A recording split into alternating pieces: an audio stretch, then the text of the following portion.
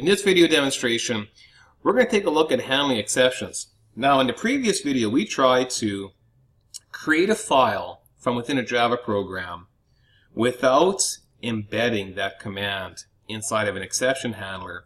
And you saw from that video that Java prevented us from doing so.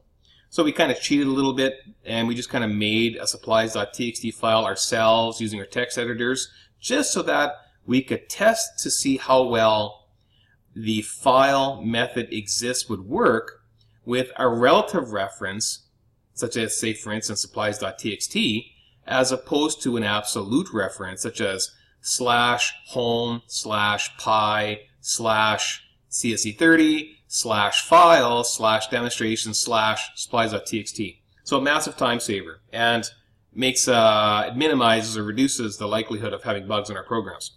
So that was huge, being able to utilize relative file references inside our Java programs on our Raspberry Pis. So now let's take a look at handling exceptions. Now you saw earlier there in that last video that there are certain file methods that you will not be able to utilize unless the statements that incorporate those file methods are placed inside of an exception handler. You have never coded an exception handler. You know what an exception is. Many of you have seen exceptions thrown where your programs have crashed at runtime due to some kind of a runtime bug. So in this video then, we're going to take a look at how we can embed or include calls to file methods from within an exception handler. So let's take a look at the section here on handling exceptions. An exception is an error affecting program's execution. If an exception is not taken care of, or hence we call them handled or handlers, if it's not handled, the application is just going to crash and burn. It's going to abruptly terminate. Although many types of exceptions may still require program termination, an exception handler can allow an application to terminate gracefully by providing the user with useful information in regards to why did this program actually crash. So there's a get message method that's a part of working with exceptions that can give you a lot of useful information on your terminal in regards to why your program is crashing due to a runtime exception. An exception handler is a block of code that performs an action when an exception occurs. The try, catch, finally statement can be used to write the exception handler, and it takes the following form. You'll notice that by and large this looks very, very, very similar to an if-then, else-if statement. And kind of sort of it is, except it's like a customized, modified version of an if-else-if that's specifically designed to handle exceptions. You saw when we talked about arrays, there's kind of a customized, modified version of a for each statement that's specifically designed to traverse the elements inside of a static array or a dynamic array. Well, now you're looking at a modified, customized if-else-if statement that's specifically designed to work with exceptions. So it starts off with try. Then you can have as many catch clauses as you need, and then there's the optional finally. And these, by and large, are used to catch all the different possible exceptions that may result based upon the code that you're writing. Now we're going to keep this pretty simple, and you can see what this looks like here in a few moments. The try statements are the statements that could possibly generate an exception. The catch clause waits for the exception matching the exception parameter and then executes the code that you write. If more than one type of exception is possible from the statements in the try clause, then a separate catch should be written or could be written for each type of exception. The finally clause is optional and executes the statements regardless of what happens in the try-catch portion of the error handler. So it's kind of like the catch-all. If none of the catch clauses fire, well then finally will kick in.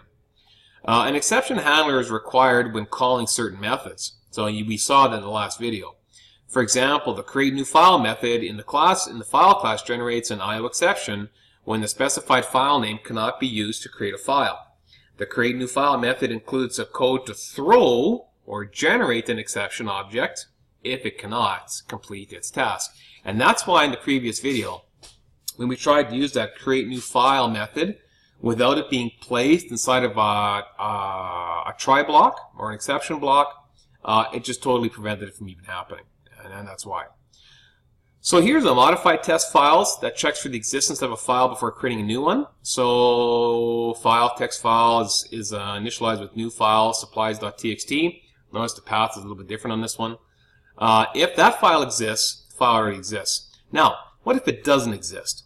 If it doesn't exist, the program is going to flow into the try block. So exist returns true or false. It returns a Boolean value.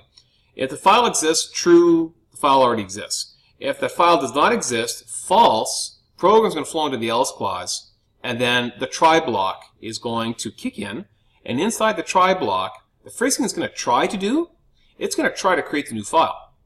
Now, in the process of creating this new file, if there's a problem creating this new file, like say for instance, let's say you try to create a file in a folder that you do not have access permissions to, then the catch clause will kick in, and then it's going to output file could not be created, and then a bunch of information, e.getMessage, will be outputted. Now, we'll talk about this e.getMessage in a moment here, but what's happening here is this. If the file exists, super.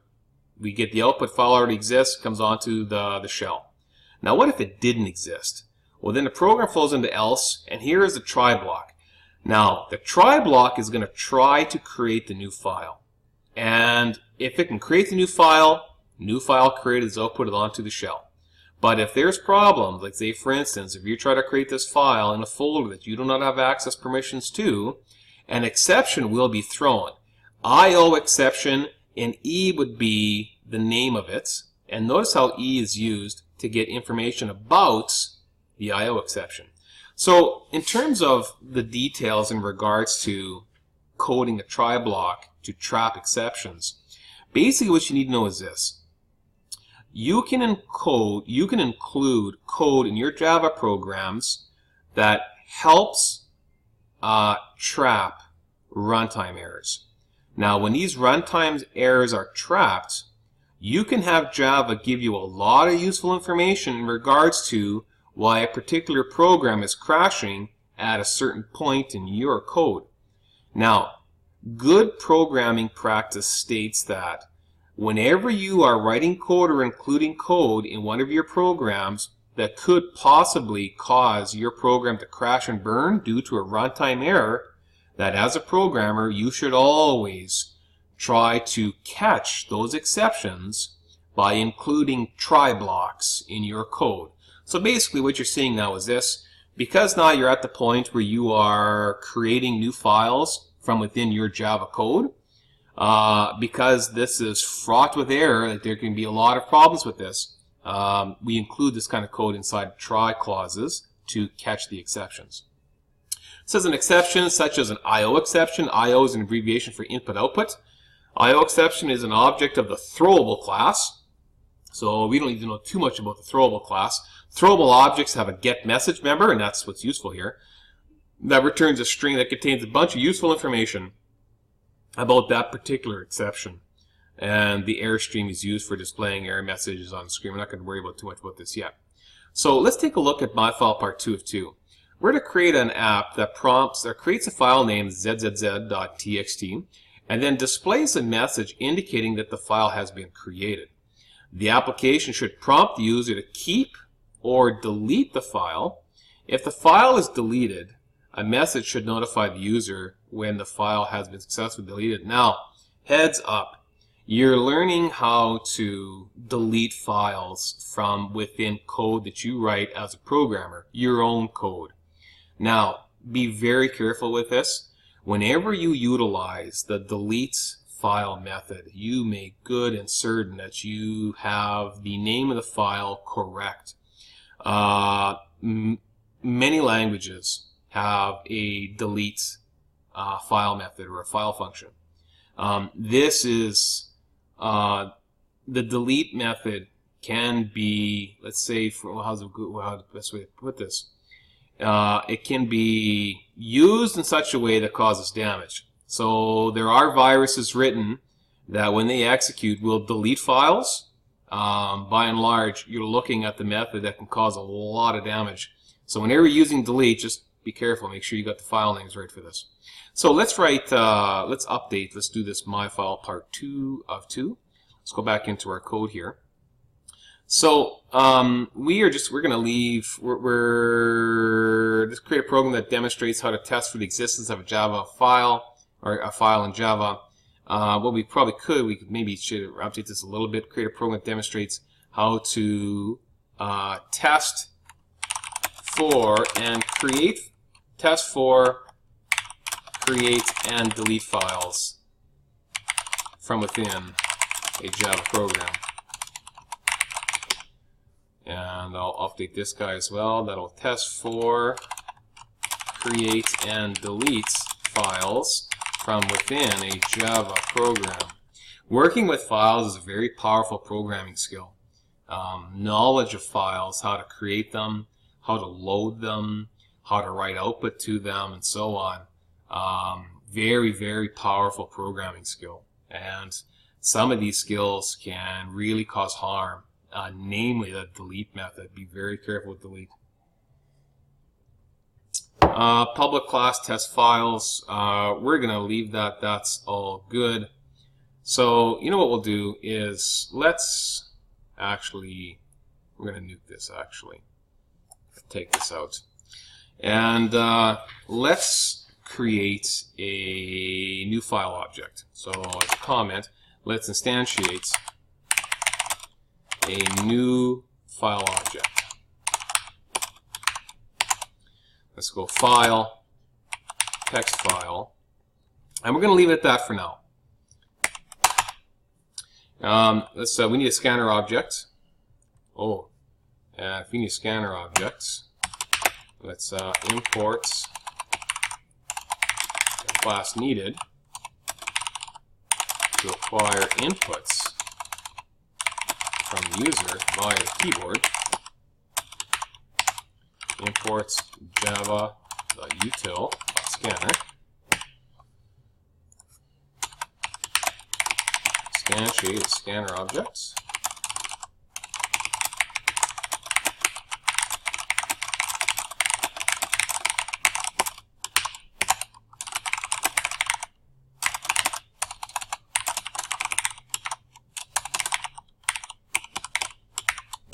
There we go. Okay, now let's go flip back here for a moment. Create a MyFile app that creates a file named ZZZ.txt and then displays a message indicating that the file has been created. The application should prompt the user to either keep or delete the file. If the file is deleted, a message should notify the user when the file has been successfully deleted. Well, you know what? Okay, so we have a name. They've given us a name. So let's give this guy a name right here. New file. And we are supposed to call it zzz.txt. Okay, now we've got our scanner object. Now we're going to have to acquire a response from the user here too. This keeping and deleting. The application should prompt the user to either keep or delete the file. If the file is deleted, we're supposed to output a message. So we've got to get a response from the user as well. So let's instantiate a string to store that response. Oopsie. Let's instantiate a string object that will store whether or not the user wants to keep or delete the file. String response. Okay, let's compile what we got here so far. So I'm going to save this up and let's compile test files. Okay, so far so good. All right, so we have our file ZZZ.txt. Let's test to see if that file exists. So as a comment, test to see if the file exists. Now, if it doesn't exist, we're to create it. If the file does not exist, then create it. So let's go if text file dot exists.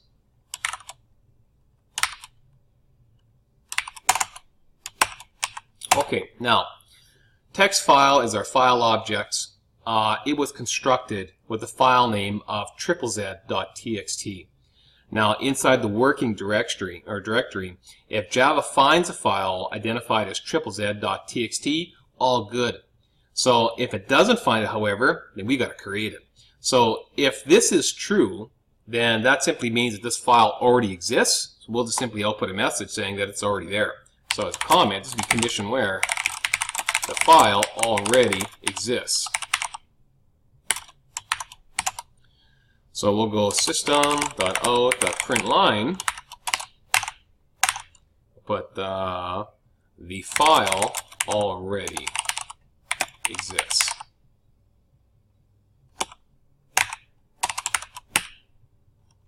Okay, let's save this. Okay, let's give this a quick compile. Java C test files like Java and Java test files. Okay, we got no output. Now we take a look at this folder, and there is no ZZZ.txt. Now because that file doesn't exist, we're getting no output.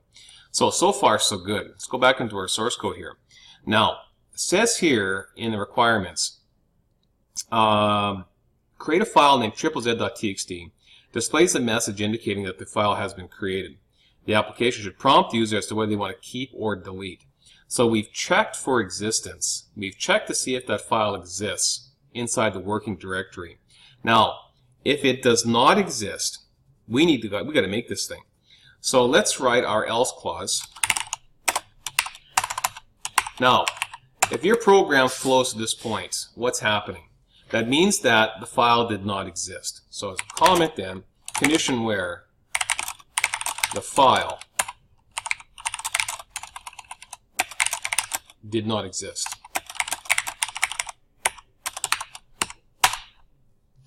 Now, if that file didn't exist, we have to try to make it. So as a comment, try to make the file. And we're going to add something to this, try to make the file within the working directory.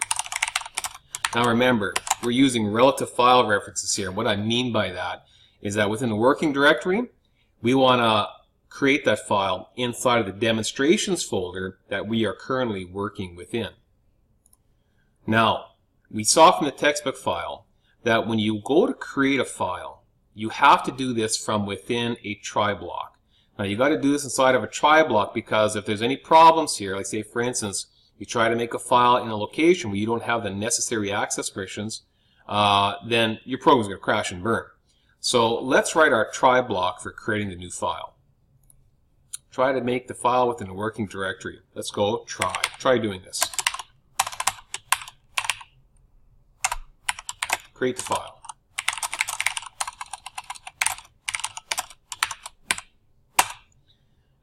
Text file is the object. Dots. Create new file. Create new file. Now, if that's successful, if you're able to create the new file, let's just simply output file was created. System.out.println file has been successfully created.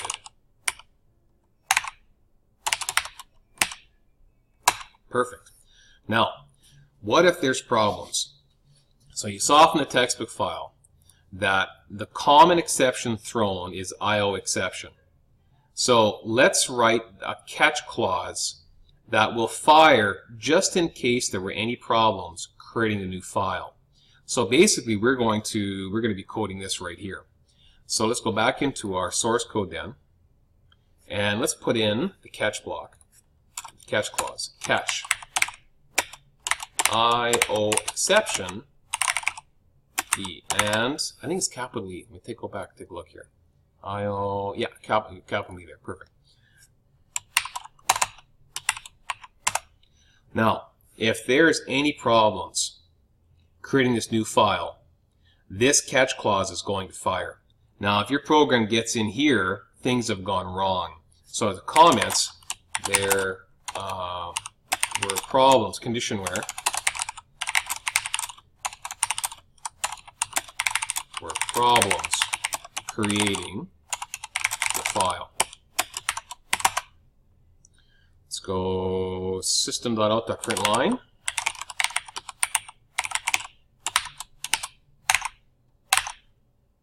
The file could not be created. And then we're going to use that get message to see some details in regards to why exactly we couldn't make that file. System.out.println. IO exception. Concatenate e.get message.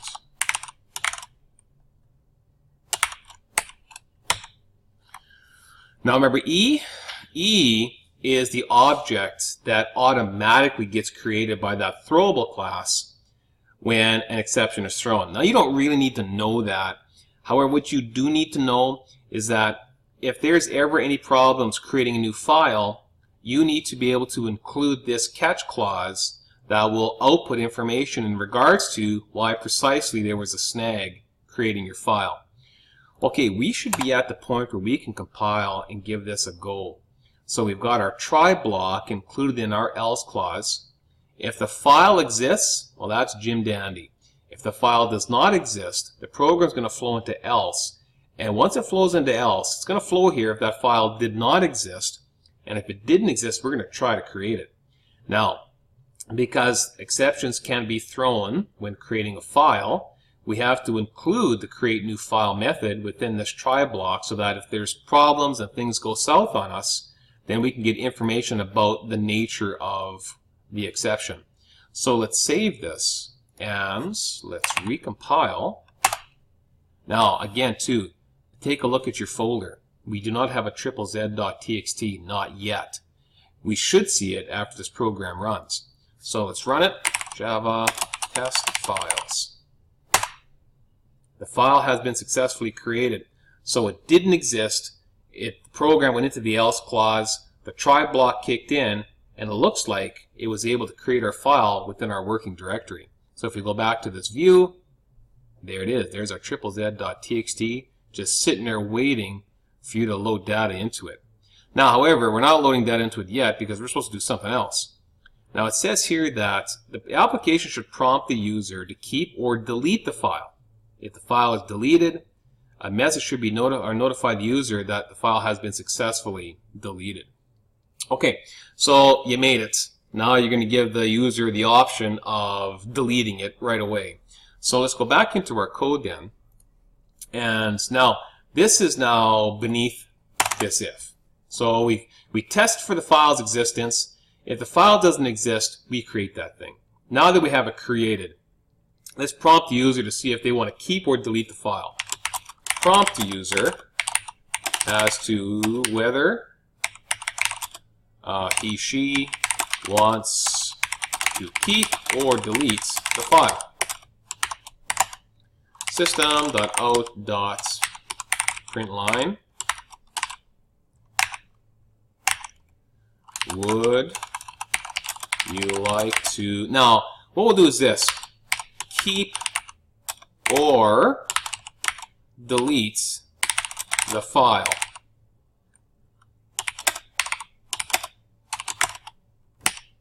So I got the K and D, those characters between parentheses, to kind of give the user the, enter a K if you want to keep it, give me a D if you don't want to keep it, and so on. So we're simply acquiring a single character here. We'll try using that next, that string, that input or method next to get it. So we called that response, I believe. Yes, response. So response is assigned input.next. Okay. Let's save it. Are we still compiling good?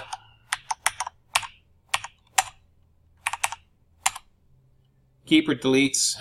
Well, Looks like I got a print line here that's got to be fixed. Prompt should always be print, so I'll fix that up. Save, recompile. Keep or delete. Everything's looking good here. Right on. Okay, now let's write the code to delete. Now, when you go to create a file in Java, you got to include that inside of a try. When you go to delete a file in Java, you know what? By and large, there's no exception that's going to be thrown here. So we can just put this directly inside of an if statement. So as comment, let's determine if the user wants to keep or delete the file. If. Now, we've got to use, remember, you cannot compare objects in Java using relational operators. So because we've got a string being used here, we'll use that equals ignore case. And equals ignore case returns either true or false. Compared to ignore case, gives you like the 0, a positive integer, or a negative integer. I prefer using equals ignore case because it returns true or returns false. So I think it's easier to work with.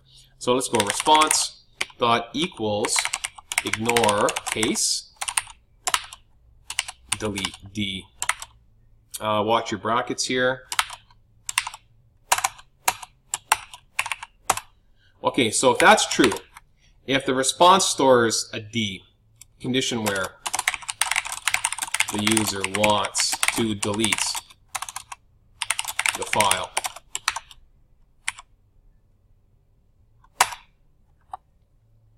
Now, delete, let's go back into our textbook file here. The delete method, scroll up here a bit, permanently return or deletes the file represented by, now like here, the key, like delete permanently, permanent, this is done deal. This is no trash can operation. This thing goes, this thing's gone, baby gone, this thing's gone, for, it's not going to come back. You can't restore this. It returns true if the file is deleted and returns false otherwise. So the delete method returns a Boolean value. If the delete operation was successful, it returns true. If the delete operation was not successful, it returns false. So because delete returns a Boolean value, true for yeah, I was able to get rid of it, or false, no, I was not able to get rid of it, we're going to include this inside of an if. So let's go back into our code and try to delete the file. If text file dot delete. Now, this is going to return either true or false. If the delete operation was successful, this will be true. If the delete operation was not successful, it's going to return false. We don't have to compare it to anything. We don't have to compare it to anything because delete returns a Boolean value. And because delete returns either true or false, true, yeah, I was able to get rid of it, false, no, I was not able to get rid of it, we don't have to compare delete to anything because delete is a method that returns a Boolean result. So, if that's true, so this would be the condition where the delete operation was successful. System.out.println, the delete operation was successful.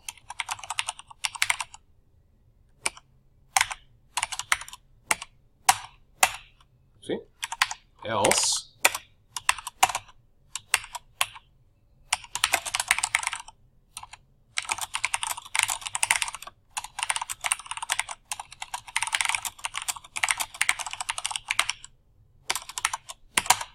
condition where it was not successful, system.out.println,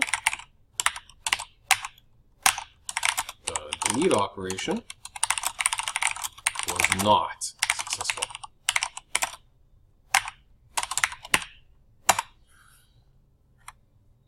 Okay, so we have a nested if happening here. Now remember, delete. This delete method, this delete file method returns true or false. True, yep, I was able to delete it. False, nope, I was not able to delete it. So because it returns true or false, we don't have to compare delete to anything because by and large, this is either going to evaluate the true or false on its own. So let's save it, and let's compile it, and let's run it. Okay, file already exists. Okay, that's good. That's right, because in this view, I take a look at my folder, I see my ZZZ.txt. Do I want to keep it or delete it? I want to keep it.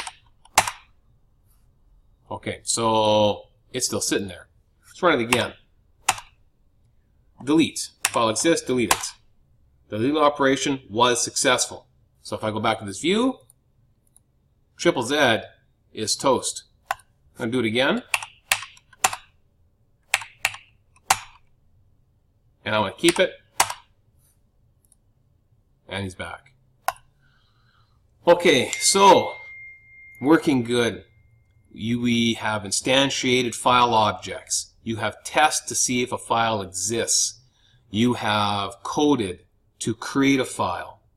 And then you've even coded whether or not a file should be deleted.